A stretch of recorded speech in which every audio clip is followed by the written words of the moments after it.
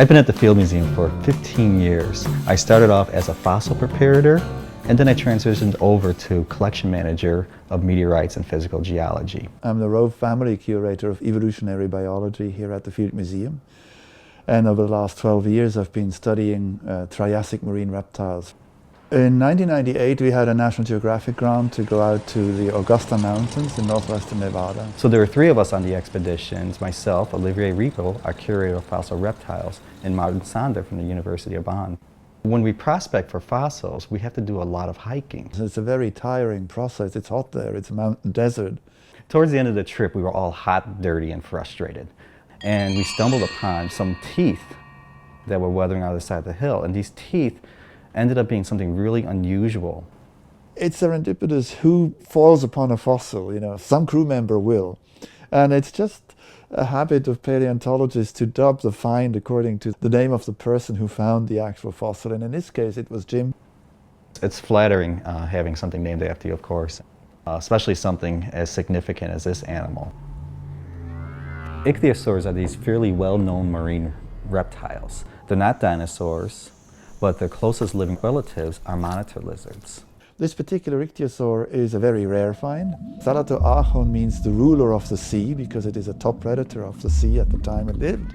And Saurosphagus means it ate other reptiles. This particular find, is one of the large ichthyosaurs. And not only that, it has also these teeth with these cutting edges. This particular one is curved a little bit, but it also has a cutting surface on it. And this allowed it to attack animals as large, if not larger than itself. So that makes that particular ichthyosaur the top predator of its time in that particular area of that Triassic Sea where it lived.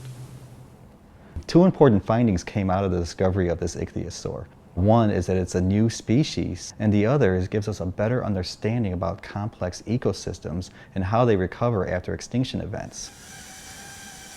This animal lived in the early Triassic, about 244 million years ago.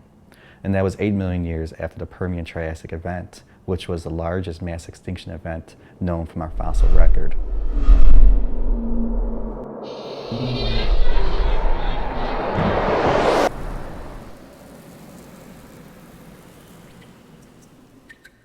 This is a very fast evolutionary event and a very fast process that led to the reconstitution of a complete food chain, inclusive of a top predator. That's a mature ecosystem, 8 million years after the mass extinction.